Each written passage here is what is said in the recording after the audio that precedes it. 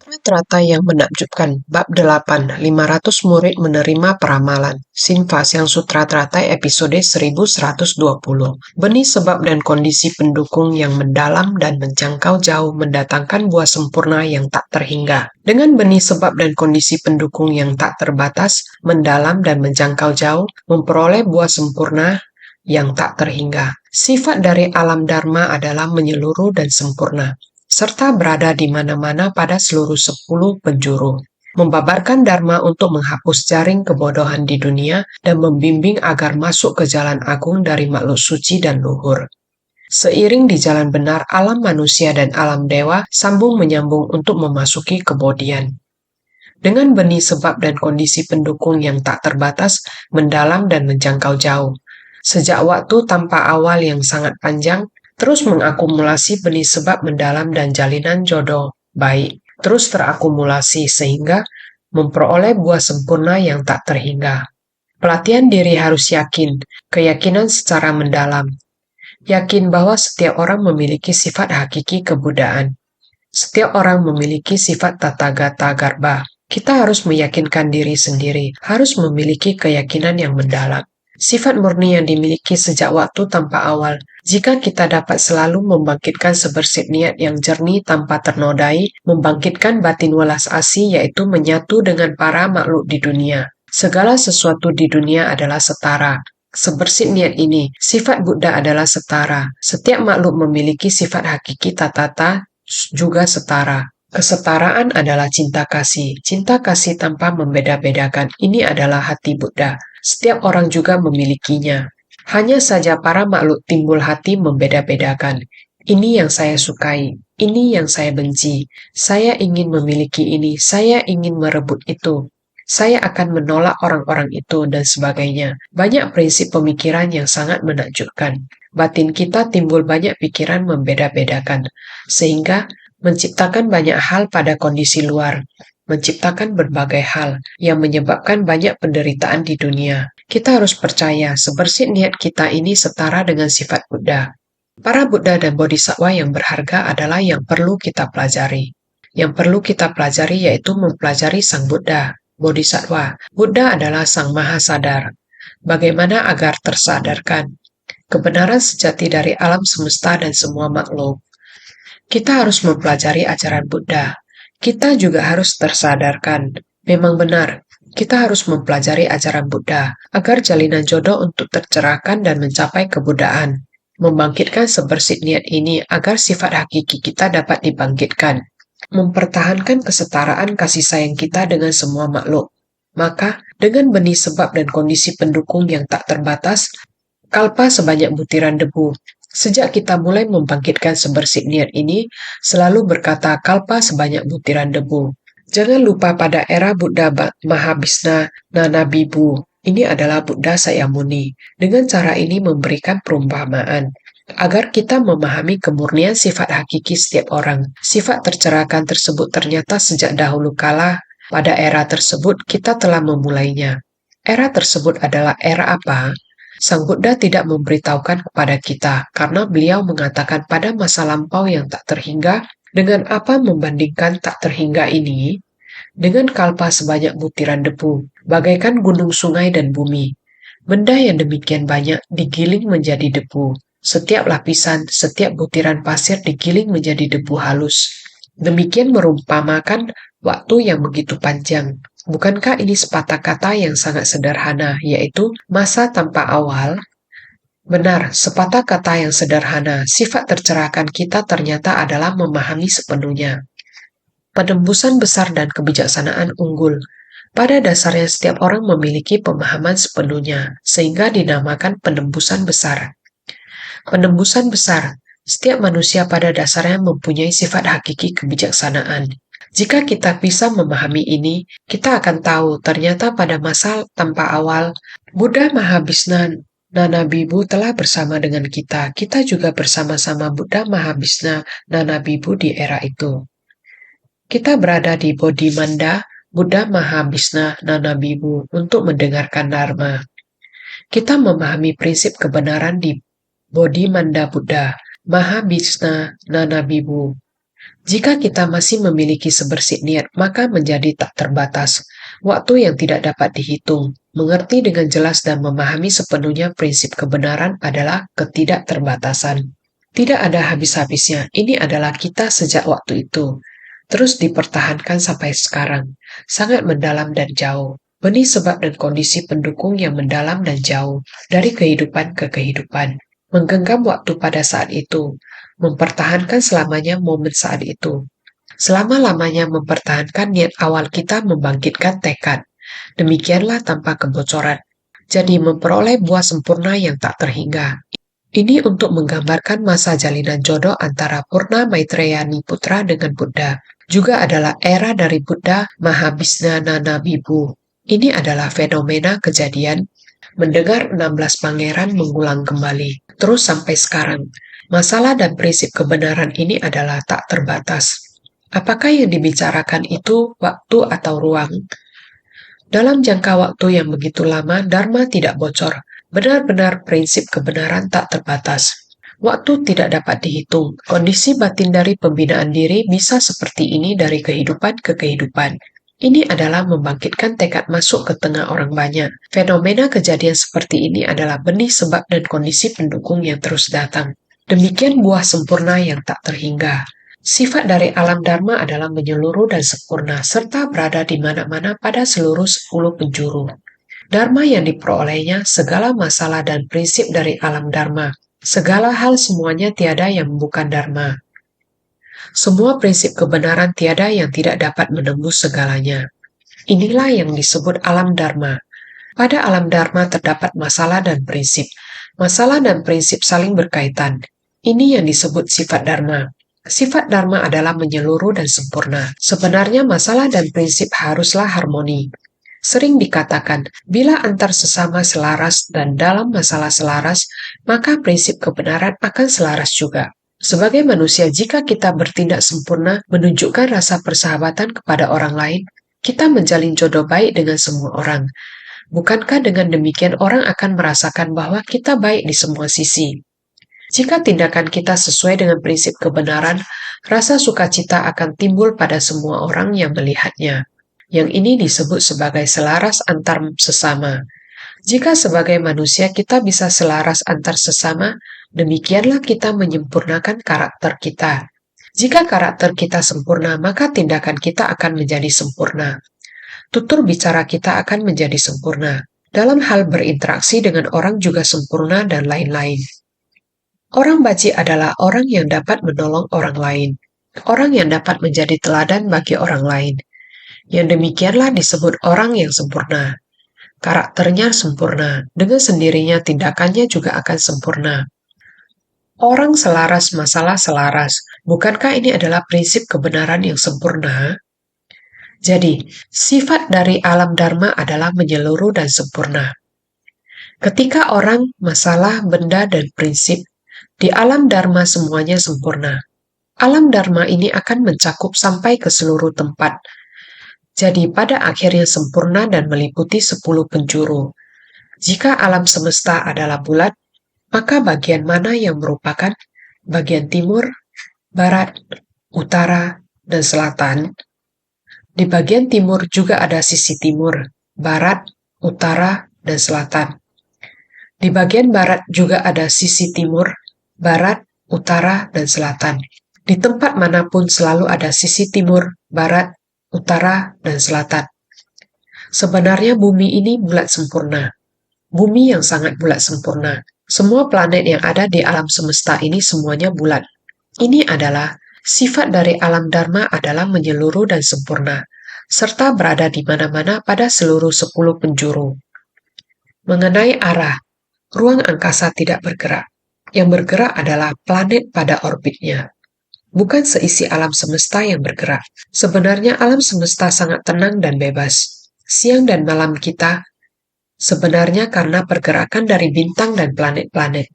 Jadi kita dapat mengatakan bahwa ini semua saling terhubung. Semuanya bergerak pada orbitnya dengan sempurna. Ini adalah sifat dari alam Dharma, adalah menyeluruh dan sempurna, serta berada di mana-mana pada seluruh 10 penjuru. Semuanya sangat sempurna. Ini adalah bagaimana praktisi pembinaan diri yang memahami prinsip kebenaran. Seperti inilah prinsip kebenaran itu. Apabila kita dapat memahami prinsip kebenaran ini, menyeluruh dan sempurna, serta berada di mana-mana pada seluruh 10 penjuru. Apa yang tidak kita pahami, oleh karena itu dia membabarkan Dharma untuk menghapus jaring kebodohan di dunia dan membimbing agar masuk ke jalan agung dari makhluk suci dan luhur. Dia membabarkan Dharma untuk membebaskan kita dari keserakahan, kemarahan, kebodohan, kesombongan, dan keraguan. Sebagai manusia kita memiliki 5 penyakit besar, yaitu keserakahan, kemarahan, kebodohan, kesombongan, dan keraguan. 5 penyakit ini adalah penyakit 5 kegelapan batin. Apabila kita dapat melepaskan keserakahan dan keinginan dengan sendirinya, kita tidak akan membangkitkan pikiran yang lainnya, ataupun kemarahan. Berhubung kita tidak memiliki harapan ataupun sesuatu yang harus diperjuangkan. Lalu apa yang dapat membuat kita marah ataupun kehilangan kesabaran kita? Tidak ada lagi. Bila mana kita bangga dan membandingkan, merasa sedikit lebih pintar dari orang lain, di saat itulah kesombongan muncul. Saat kesombongan muncul, apapun yang orang lain perbuat di dunia ini, kita akan selalu merasa curiga. Ini akar dari kebodohan. Kebodohan adalah kegelapan batin. Jadi saat kita membahas keserakahan, kemarahan, dan kebodohan yang menghasilkan kesombongan dan kecurigaan, ini seperti kita terjerat oleh jaring. Sekarang internet ada di mana-mana. Siapa yang tidak menggunakan internet dan terjebak di dalam? Seringkali kita memegang ponsel di tangan kita. Pikiran kita terjebak di dalam ponsel, terjebak di jaringan ini. Jaringan ini memiliki semuanya. Semua yang menarik dapat ditemukan di dalamnya. Dan membuat pikiran kita kacau, mengganggu pelatihan diri kita, menyebabkan pikiran kita menyimpang. Inilah internet. Tapi saat ini kita semua tidak terpisahkan dari internet. Dan kita menjadi bodoh, tentu saja. Perkembangan ilmu pengetahuan dan teknologi sangat bagus. Kita memanfaatkan teknologi untuk memahami permasalahan dunia, membuka pengetahuan kita dan menumbuhkan kebijaksanaan kita.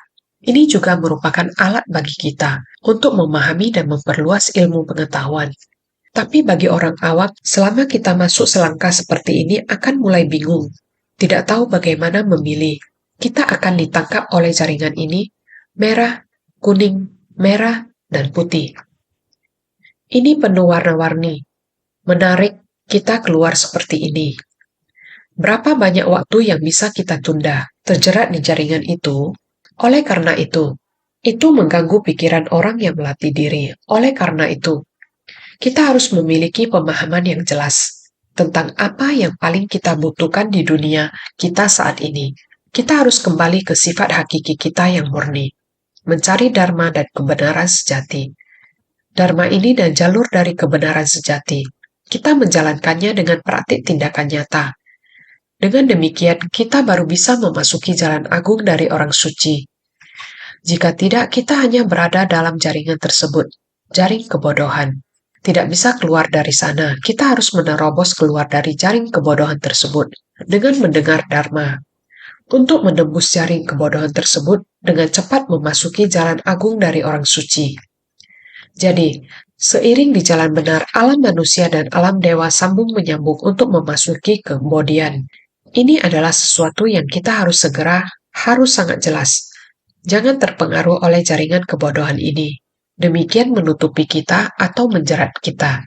Kita mendengar Dharma dan membabarkan Dharma. Untuk melenyapkan jaring kebodohan dunia ini, Anda ingin melihat ponsel. Lihatlah buku elektronik kita. Ada segala Dharma tersedia di dalam buku elektronik kita. Tidak perlu mencari yang warna-warni. Kita ingin memahami prinsip kebenaran. Jangan membuang waktu di tempat hiburan.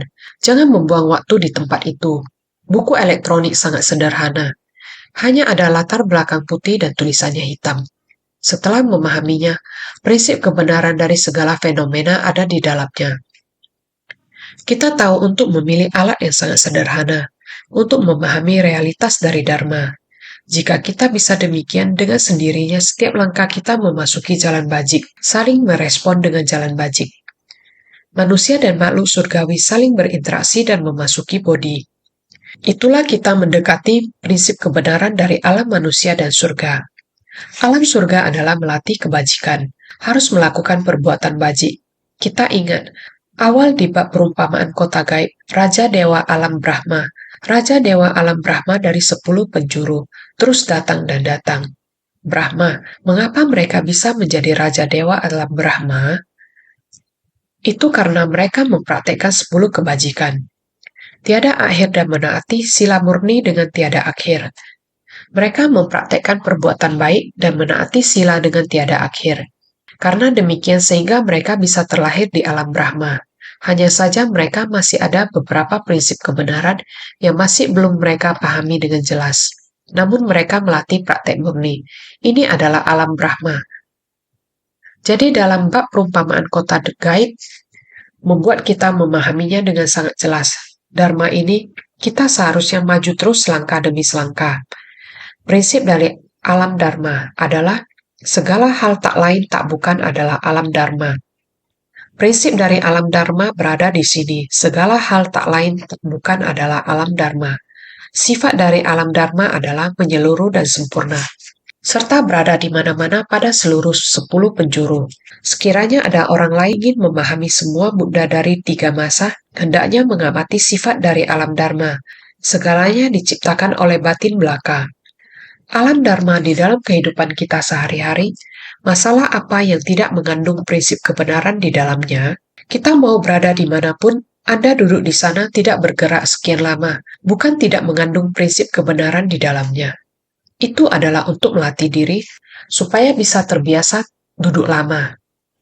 Setelah kita bangun, setiap langkah yang kita jalani, kita berjalan, setiap langkah kaki harus stabil. Aspek tubuh fisiologi kita, jika sehat, berjalan kaki setiap langkahnya stabil, tegak dan lurus. Setiap langkah stabil, aspek tubuh fisiologi kita, jika tidak sehat, wujud luar penampilan luar kelihatan mendunga. Jalan kaki juga tidak stabil. Ini juga sesuatu yang bisa dilihat dalam masalah antar manusia. Fenomena dalam manusia memang seperti ini. Tiada yang bukan alam Dharma. Setiap hari, di dalam makanan dan minuman kita, mana yang bukan Dharma? Jika Anda tidak menggabungkan berbagai macam bahan, sayur mentah, beras, Anda tidak bisa makan. Maka Anda harus memasak beras itu menjadi nasi. Yaitu harus punya kompor, punya api, punya tungku, punya panci, punya air, masih ada banyak barang lagi, semua benda ini. Semua benda ini tidak ada yang tidak mengandung prinsip kebenaran di dalamnya. Jenis beras ada cara menanam padi. Cara menanam padi adalah dengan menggunakan bulir padi. Setelah bulir padi dikuliti, baru menjadi beras. Siklusnya selalu seperti ini, prinsip kebenaran yang sama. Selalu tanpa henti berjalan siklus seperti ini. Di dalam kehidupan sehari-hari, mana yang bukan masalah? Tak lain tak bukan adalah alam Dharma, yang mana yang bukan termasuk prinsip. Jadi dalam mendengarkan Dharma, tidak mesti mendengar yang sangat mendalam atau amat bagus. Bukan kata-kata dan kalimat indah baru merupakan prinsip kebenaran. Sebetulnya prinsip kebenaran ada dalam kehidupan sehari-hari. Sehingga sifat dari alam Dharma adalah menyeluruh dan sempurna, serta berada di mana-mana pada seluruh 10 penjuru. Dharma seperti demikian, segala masalah dan benda adalah berbeda. Semua itu memiliki kondisi dari tingkatannya. Inilah berada di mana-mana pada seluruh 10 penjuru. Akhirnya pada 10 penjuru, semua merupakan bagian dari alam Dharma. Dalam segala hal sudah mencakup prinsip kebenaran. Ini adalah Dharma. Maka di dalam Sutra Avatamsaka disebutkan demikian. Sekiranya ada orang ingin memahami semua Buddha dari 3 masa, hendaknya mengamati sifat dari alam Dharma. Segalanya diciptakan oleh batin belaka. Kita mesti mencari jalan untuk menghayati alam Dharma. Sebelumnya telah dikatakan, sifat dari alam Dharma adalah sempurna. Sebetulnya kesempurnaan dari sifat alam Dharma adalah keharmonisan dan juga tanpa batas. Tak mungkin dapat dihitung kapan sebenarnya, Alam semesta ini punya begitu banyak masalah dan benda. Prinsip kebenaran muncul. Sejak kapan pula mulai timbul fisiologi dan psikologi dari manusia? Sebetulnya semua itu diciptakan dari pikiran. Pikiran adalah pelopor. Tidak perlu dipikirkan sekian-sekian lama di masa yang lampau. Saat sekarang ini, ada banyak sekali hal yang perlu kita kerjakan. Daripada memikirkan dan mencari terus ke masa lalu, lebih baik kita kembali ke masa sekarang. Mulai memahami dan melakukan, mempraktekkannya dalam tindakan nyata. Maka sekarang kita harus memahaminya. Sutra sebelumnya menyebutkan, setelah melewati asam keyaya kalpa tak terhingga, dia akan mencapai Anuttara Samya Sambodhi di tanah ini. Gelarnya adalah Dharma Prabhasa. Sutra Teratai bab 8, bab 500 murid menerima pramalan.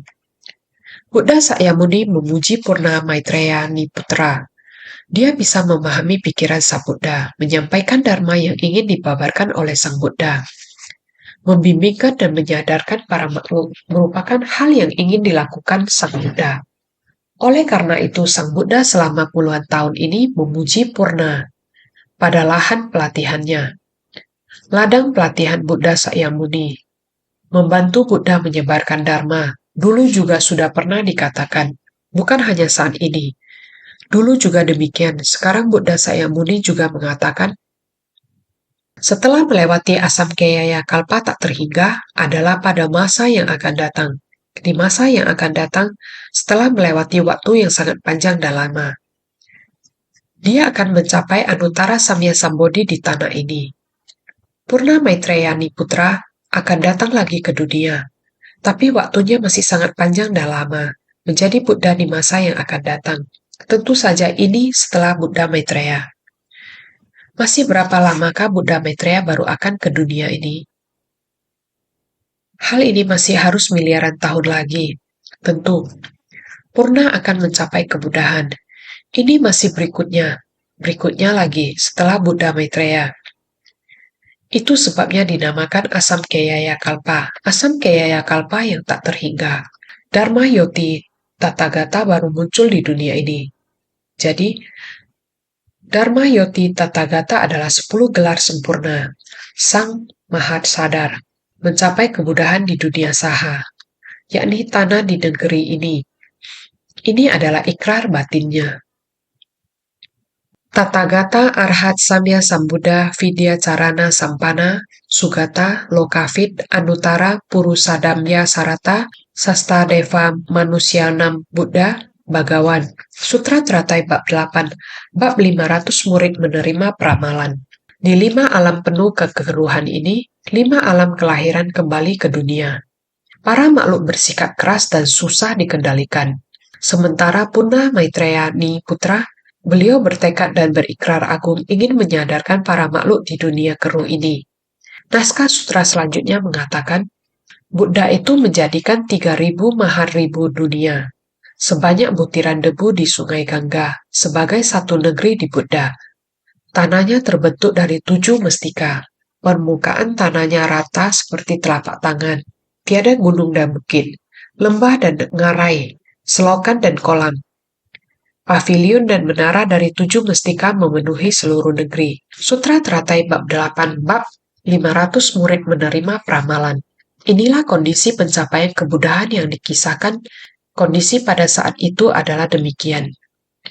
Buddha itu menjadikan 3.000 maharibu dunia, sebanyak butiran pasir di sungai Gangga, sebagai satu negeri Buddha.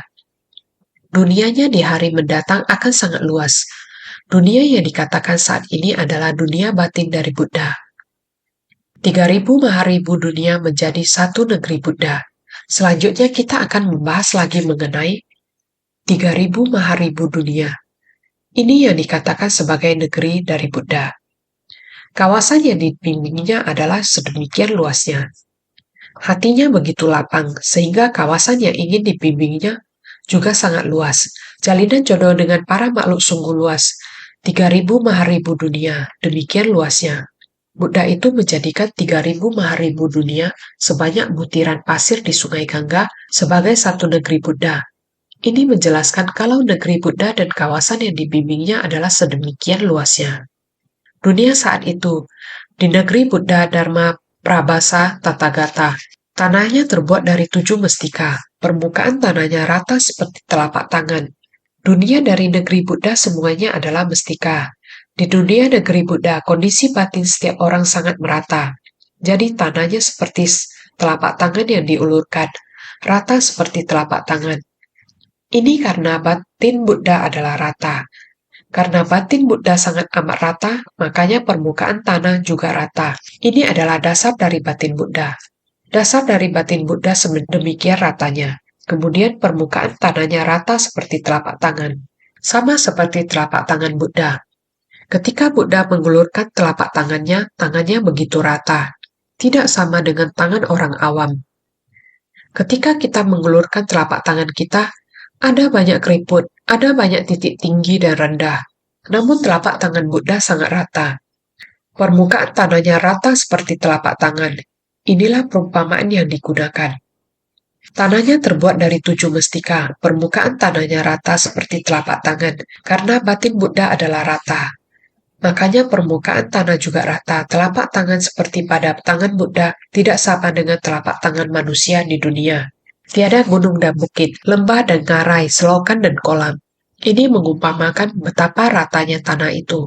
Tidak seperti dunia kita yang melengkung ke atas dan ke bawah, dengan tempat yang tinggi dan rendah. Jalannya kadang sulit untuk dilewati, namun tanah kita juga sama seperti ini. Ada gunung, sungai, laut, selokan. Gunung dan bukit merujuk pada yang tinggi dan rendah. Lembah dan ngarai sangat dalam. Di antara gunung yang satu dengan yang lainnya, ada tempat yang sangat dalam. Ada tempat yang bisa membuat kita terjatuh. Selokan dan kolam adalah seperti itu. Ada banyak gunung, sungai, dan selokan yang tidak rata dengan tonjolan dan lengkungan. Jadi ini adalah perumpamaan tentang batin manusia. Tiada gunung dan bukit, lembah dan ngarai, selokan dan kolam. Batin manusia adalah brutal dan arogan, layaknya gunung tinggi, dengan pegunungan berlapis-lapis dan bebukitan tinggi. Nafsu keserakahan yang berkobar-kobar, ibarat lembah dan ngarai yang menelan semua aliran air. Licik adalah seperti selokan. Munafik adalah seperti kolam. Negeri Buddha adalah rata, tiada tempat-tempat berbahaya dan buruk seperti ini. Semuanya didatangkan oleh batin yang penuh kesetaraan. Batin manusia adalah brutal dan arogan layaknya gunung tinggi. Pepatah kuno mengatakan, gunung tinggi belum terhitung yang tertinggi. Sebab nafsu keinginan manusia lebih tinggi daripada langit. Gunung yang tinggi, seberapa tinggi, batin manusia jauh lebih tinggi dibandingkan dengan gunung. Batin manusia, langit bukanlah sangat tinggi. Batin manusia melampaui gunung, lautan, dan bumi serta langit. Ini yang dikatakan orang zaman dahulu. Tentu saja Sang Buddha juga mengatakan demikian kepada kita. Memiliki kelapangan dada seluas jagat raya hingga dapat merangkul seluruh alam semesta. Ini kenyataan dapat merangkul gunung dan daratan. Bagaimana dapat merangkul semuanya? Buddha mengajarkan kepada kita, batin yang terbuka lebar dapat merangkul segalanya.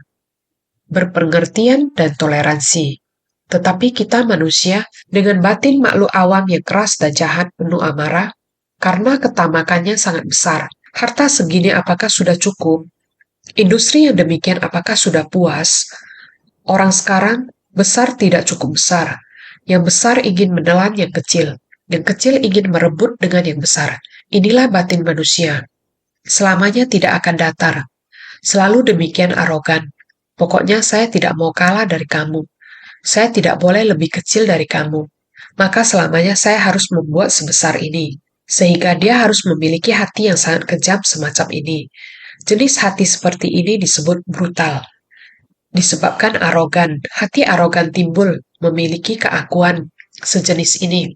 Jadi saya lebih besar dari kamu, lebih banyak dari kamu, lebih tinggi dari kamu, lebih dari kamu. Tiada habisnya membandingkan. Jadi bagaikan gunung yang tinggi. Gunung tinggi belum terhitung yang tertinggi. Hati manusia lebih tinggi dari gunung. Gunung Himalaya lebih dari 8.000 meter. Dikatakan adalah gunung tertinggi di bumi. Orang zaman sekarang mau menaklukkan gunung tertinggi. Sudah mendekati gunung Everest. Dia berhasil menaklukkannya. Ini adalah dengan menggunakan tenaga tubuh manusia. Dia mengatakan, Gunung ini mana gitu tinggi.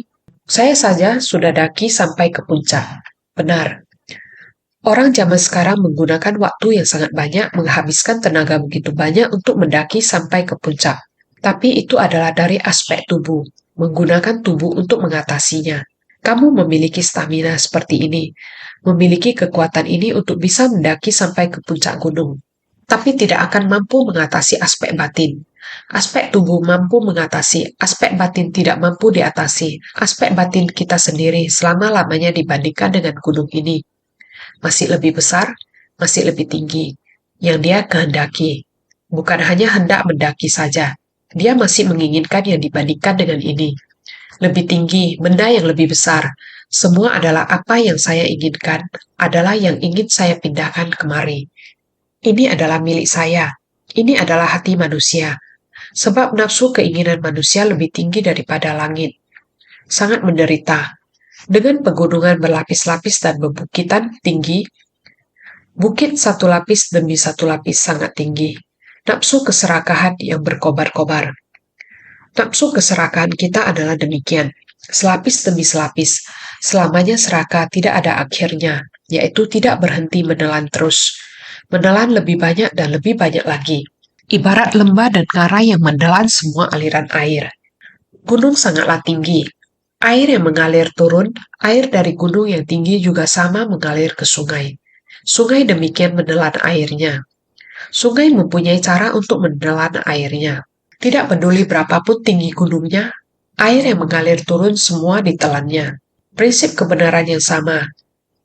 Kita manusia juga demikian. Bila kita mengatakan mengarah ke arah yang benar, melatih diri, menelan kesabaran, harus menelan kesabaran. Tidak peduli bagaimanapun ganasnya, kita harus bersabar. Ini adalah pembinaan diri. Jika batin keserakahan di dunia, juga demikian ibarat ular ingin menelan gajah. Seekor ular juga merasa, saya bisa menelan apapun. Seekor gajah ini, saya juga bisa menelannya. Ini adalah kita manusia. Sangat tidak tahu kemampuan diri. Tidak mengetahui kehidupan manusia tidak kekal, kehidupan manusia yang singkat, sendiri tidak tahu, sehingga terus mengejarnya, merusaknya, dan lain-lain. Ini adalah hati manusia yang berbahaya dan buruk. Ini, licik adalah seperti selokan, munafik adalah seperti kolam. Sehingga negeri Buddha adalah rata, negeri Buddha adalah sangat rata. Tiada tempat-tempat berbahaya dan buruk seperti ini adalah demikian rata. Tidak lebih tinggi dari gunung, juga tidak seperti selokan menelan semuanya. Tidak demikian, sehingga segalanya adalah rata. Dan juga, tiada tempat-tempat berbahaya dan buruk seperti ini. Karena dia rata, semuanya terlihat jelas. Mengetahui tempat ini adalah tempat yang rata. Tempat yang rata, sangat aman untuk dilalui, sehingga yang dirasakan dalam batin adalah tiada tempat-tempat berbahaya dan buruk seperti ini. Semuanya didatangkan oleh batin yang penuh kesetaraan, sehingga tidak ada bahaya dan buruk tingkatan Buddha. Negerinya adalah pavilion dan menara dari 7 mestika memenuhi seluruh negeri, yaitu pavilion dan menara sebagai tempat orang berjalan-jalan. Semua adalah pahala kebajikan yang dicapai. Pavilion dan menara dari 7 mestika memenuhi seluruh negeri. Pavilion dan menara sebagai tempat orang berjalan-jalan, semuanya terbentuk oleh pahala kebajikannya. Makanya dikatakan sebagai mestika. Di mana-mana adalah sama. Makanya dikatakan sebagai memenuhi 7 mestika, dan lainnya didatangkan oleh beraneka jenis mestika, dharma yang memperagung batin dari para makhluk. Ini adalah sukacita setelah bersumbangsi, dipenuhi oleh sukacita dalam dharma.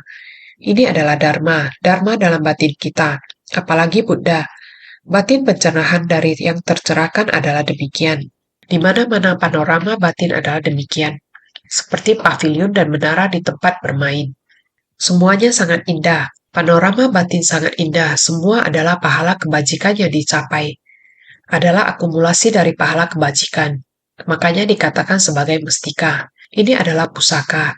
Di mana-mana adalah sama. Makanya dikatakan sebagai memenuhi. Di mana-mana juga demikian, sehingga 7 mestika dan lainnya didatangkan oleh beraneka jenis mestika dharma yang memperagung batin dari para makhluk. Karena ada pahala yang demikian, ada demikian akumulasi dari tindakan, sehingga di dalam batin para makhluk semuanya Buddha adalah paling agung. Sehingga beraneka jenis mestika dharma yang memperagung batin dari para makhluk. Dia memberi pengajaran pada para makhluk, membuat para makhluk dapat menerima dharma yang demikian, juga dapat berbagi sukacita dari pengajaran Sang Buddha. Ingin mendapatkan sukacita, harus batin kita menerimanya, harus kita merasakan dengan praktek nyata. Ini sebenarnya sangat mudah, tidak sulit. Alam Dharma semuanya adalah berada dalam keseharian kita, asal kita setiap orang senantiasa lebih bersungguh hati.